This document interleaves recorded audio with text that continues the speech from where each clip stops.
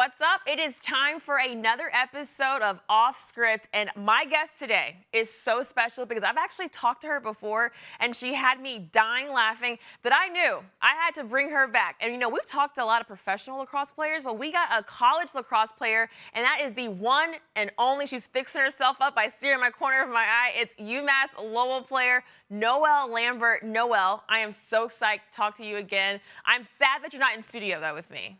I know it's Renee Gonzalez's fault. She tricked us. But thank you so much for having me. I always love getting a chance to talk to you. Oh, thank you. I feel so special now because in my head we're like best friends. She follows me on Yeah. Instagram, just throwing that out there, so I feel really special. And yes, so we're like besties now. But Yeah. Noelle, I gotta talk to you about it's your senior year. How does it feel? I mean, it's bittersweet, honestly. All of us seniors. It hasn't officially hit us yet, but I mean, once we play that last game and everything, we all look towards each other and we're like, wow, this is really it. I think it's really special that I can look back and think all the great friendships I've made along the way and everything. And I mean, I don't think it's going to hit me until fall season come next year, when everyone's returning to school and like doing the run test and everything. And I'm like, wow, I can't do it. I mean, it's a bittersweet feeling, but I'm honestly grateful for all the opportunities that I've gotten from the sport. Like, so where are you mentally? Because like, you know, when I was a senior, especially this last semester, you only have a few weeks left. Are you at that point of being like, okay, I'm so done with school, I'm ready to graduate, I'm ready to walk across that stage? But then there's also that process of being like, I'm so emotional. Like, I don't want to graduate. I'm not ready yet. Where are you? Yeah, I got the senioritis a little bit. I'm done with school. Going to practice every day. I mean, I love being with my teammates, but I always think, okay, well, a couple more weeks and it'll officially be over. So I always have to cherish every moment. But I mean, it hasn't hit me yet, and I'm not really an emotional person when it comes to being done with sports. But I think it'll officially hit me when I'm actually not going to be playing lacrosse anymore, and I think that'll get me. But So take me to you graduate.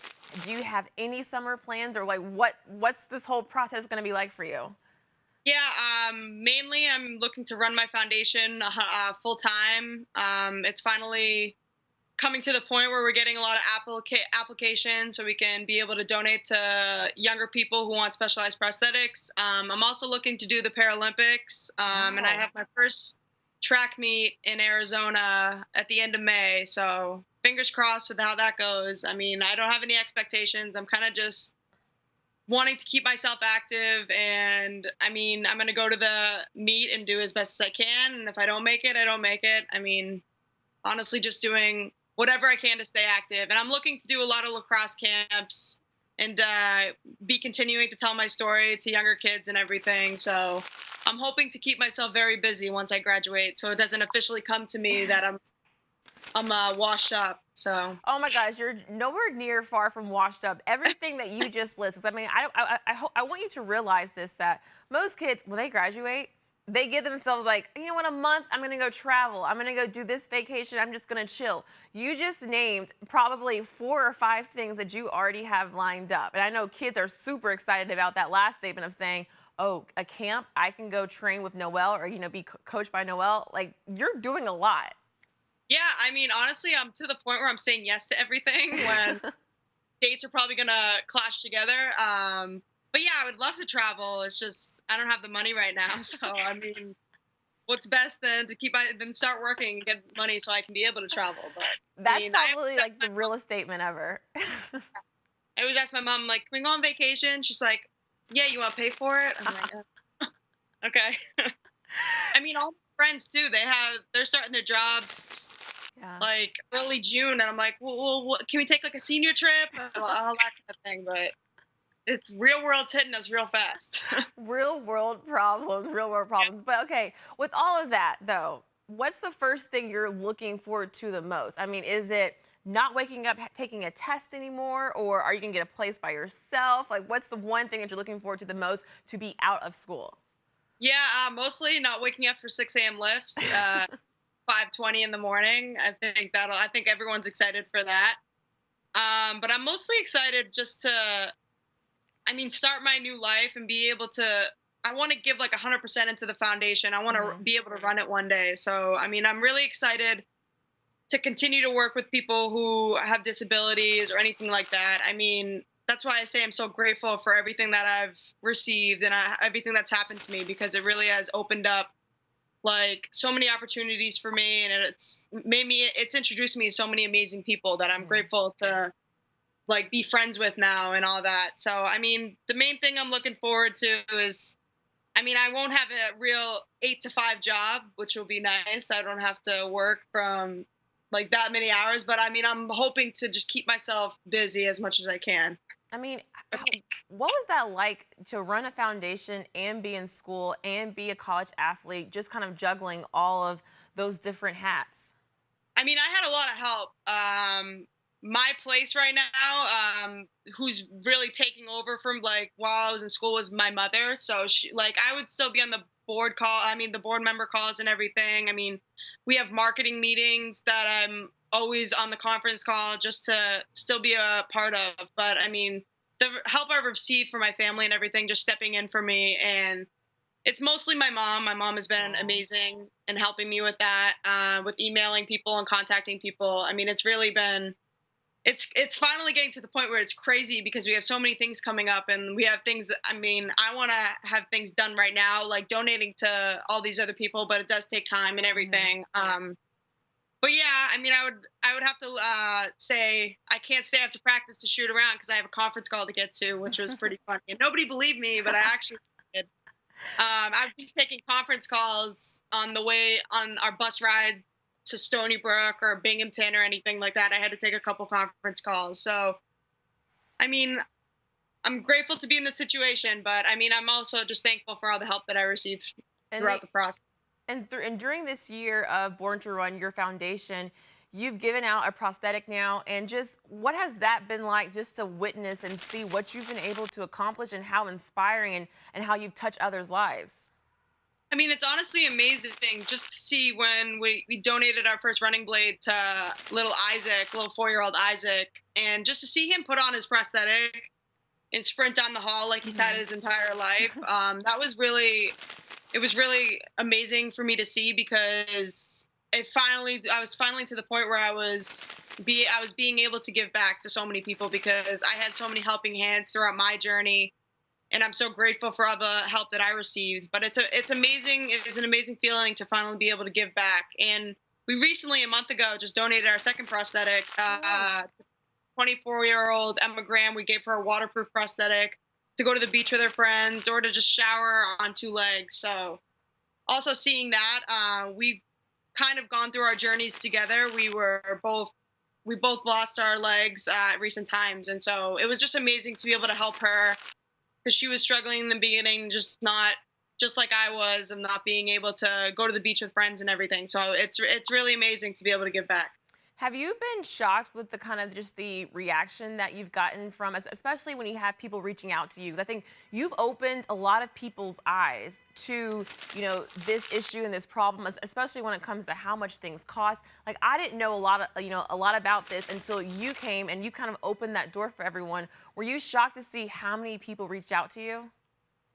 Honestly, yes, because I mean, we have so many people applying to the foundation now, and I mean, I'm shocked that I mean, it stinks that like a lot of people who don't like go through situations that like we do, and they don't know the cost of prosthetics and that kind of thing. But I mean, the media attention that we received for our second donation was amazing. I think it was over 20 different news or newspaper articles or anything like that, and we're finally getting the word spread throughout the country.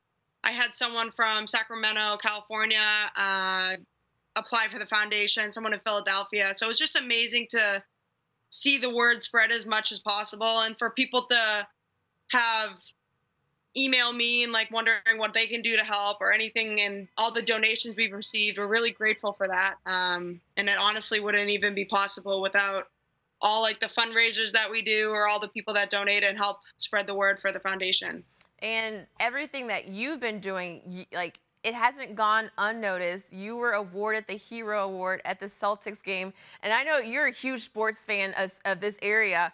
What was that moment like when you stepped out there on the court and everyone was praising you and saying like what a great job and how you're a hero that you've been to people?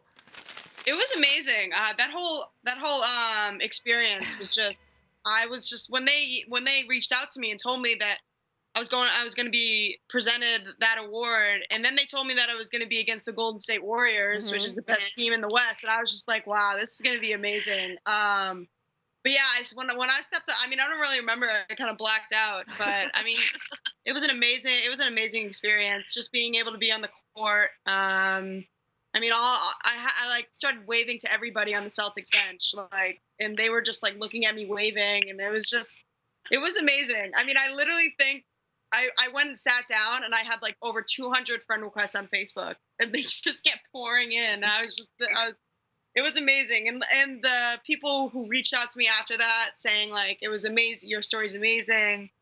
It was really humbling, and I mean, to be able to have that experience, I'm grateful. And yes, I'm a huge Celtics fan. I'm happy they just swept the Pacers and Yes, everything. but you just said that the Golden State Warriors are the #1 team in the West.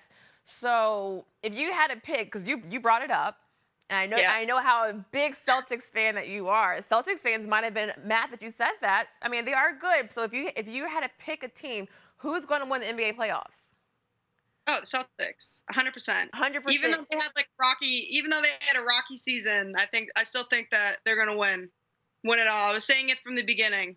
What if it's the Celtics and the Warriors? Oh, I don't like the Warriors. I just thought it was pretty cool experience. I mean, like Kevin Durant and like Steph Curry and all of them. I thought that was pretty cool. But I mean, yeah, the Warriors aren't. Yeah, I mean, the Warriors are the Warriors. But I mean, I'm a true Celtic fan. I love the Celtics. I'm a true Boston fan. You are. I really am. Now, this has been a pretty good year for you, especially when it comes to sports. And I know you said you're not emotional, but did you cry when the Red Sox won the World Series? No, I didn't. didn't? But we had 6 a.m. lift the next morning, so I was kind of just waiting for the game to end so I could go to bed. But yeah, when the Patriots won, that was another story. You cried? I didn't cry. I'm not emotional like that. But I mean, maybe when there's like it's a comeback story, like a couple years ago when they beat the Falcons, it was something like that. It's just kind of like to the point where like, okay, well, New England always wins, which is amazing. Like my mom always says, be grateful, because in her time when the Patriots were terrible, I mean, the Celtics were the only team that was good. I mean, the Red Sox were in the drought. So it's amazing to grow up with all these successful teams. You're such a huge sports fan, and you just named, you like baseball, you like football, you like basketball, you like lacrosse. If there was a second sport that you would want to play, what would that be? I would say I mean, I played basketball and soccer, but I mean, it would be basketball. I always had a true love for basketball, just like I have with soccer. But I mean, the love of the game never ends. It's kind of when you go to college and you only play one sport. It's just you continue to have that love for the other sports, and you're like, well, I miss that and I want to play that now. So every time we get a chance to play basketball or have a soccer ball, like everybody always jumps at that opportunity. I remember one day at Lyft, we had like a competition, like a basketball tournament, and everyone was loving it. So I mean, it would probably be basketball. I wasn't too good. I wasn't that good at it, but I mean, I just loved it. I could definitely see you playing basketball. I know a lot of people. Was because of my defense. I was a terrible shooter. Hey, defense wins championships. They always say that. Don't count the defense. Well, that's what helped me with lacrosse too. That's how sports like all come together. It's so true.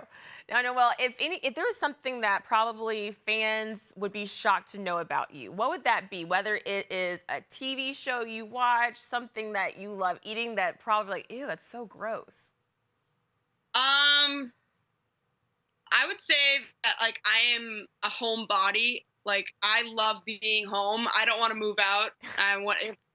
If I had the choice, I would live at home. And with your parents at home when you say that, right? Yes, I mean, my parents are at home. I'm not going to move out for a few years because we just finished my basement. It's basically like an apartment. But I mean, when people first meet me and they think that I'm they just think that I'm just very wild, and like I just love being at school and everything. I mean, I go home every chance I get, and everyone's always like, Noelle, you're going home. Like, people don't realize it until they actually are on the team with me, or like my friends and everything. But I mean, I am a homebody. There's nothing that I eat that I think is really weird. It's hard to think. Yeah, that's the only thing I can think of. Well, so you mentioned like that you love being home, you love being with your parents. Are your parents like your best friends? My mom is my best friend. I mean, I Oh. love my dad, but my mom is.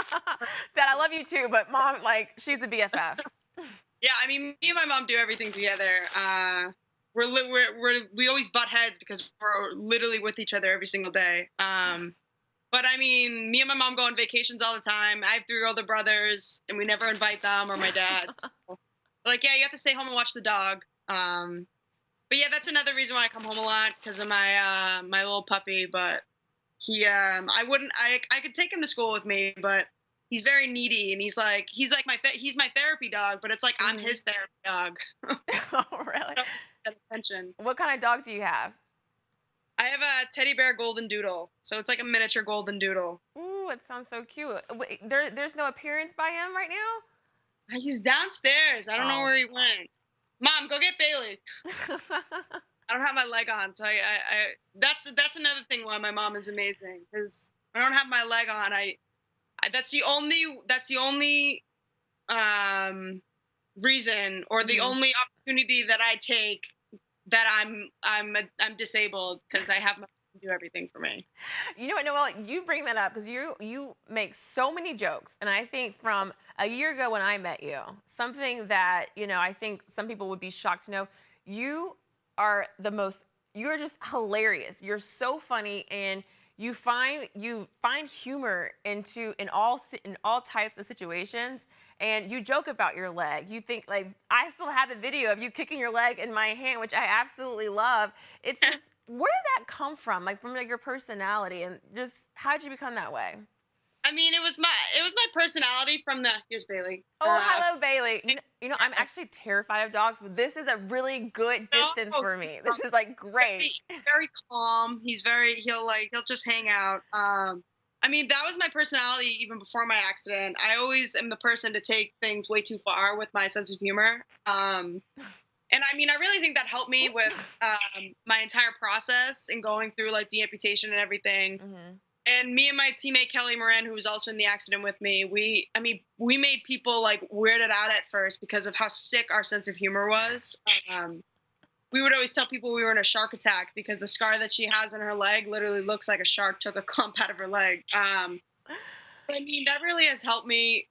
It doesn't just help me; it helps other people feeling comfortable around me, and like that's what I feel. That's what I want people to do. I mean, that's why my social media, in the beginning into now, I always joke around with it, just so people, like, when they meet me, they don't feel weirded out by like bringing certain things up. And I really think that's the best attitude to have, just because it really does make other people feel comfortable. I mean, now my jokes are getting pretty old with my team now because I don't have a lot of good ones now. But no, I mean, for Halloween you were IHOP, and like I saw your picture on Instagram. First of all, it was the cutest outfit ever. How did that idea come about? I mean, I was trying to think of something to be, but there's this one person, I forget his name, but he's very famous in having different Halloween costumes because he's amputee, but his amputation is so high up that he can't wear a prosthetic. So I mean, I kind of stole that one from him because he just did that, but I didn't think that I was gonna get that much, like, that people were gonna laugh that hard. I mean, it was actually a really good costume. This year, I actually failed. I didn't do anything special. I was gonna be like a hopscotch champion, but I didn't know how to dress or like what to wear. So I don't know I've never seen a hopscotch champion. yeah, I was gonna get like a trophy that says like hopscotch champion, but of course I waited to the last minute and couldn't do anything. But yeah, my sense of humor definitely has gotten me through this entire journey, and I'm grateful for it. But no, I have to tell you, you have been a true inspiration, not just to everybody, but also to me. And just keep doing you and keep being you, because you're killing it right now. And I'm enjoying following you on Instagram. I'm enjoying being your friend, talking to you, chatting with you, and I hope you know that you truly are a true hero to the world, not just Boston, not just the college athletics. And I appreciate you going off script with me. This has been fun. Thank you so much for having me. Of course. I want you to come back. People that are around me and that support me, that honestly gets me through. I don't see myself as an inspiration. I just see myself as someone that can help others do things that they don't think they can do. So, but it was amazing. I'm excited to come into the studio this time, Yes. and Renee won't trick us. Yes, we'll get it all figured out and situated. Yeah. So I'll see you soon. I'll be talking to you soon. Yes, I'll come in. All right. Thanks so much, Noelle, for going off script. And to you guys, thank you so much for watching and being a fan of Off Script. And just so you know, we'll be back next week with a very special guest. I can't tell you who it's going to be because then you have to come back and watch. So, but just stay tuned. Thanks so much.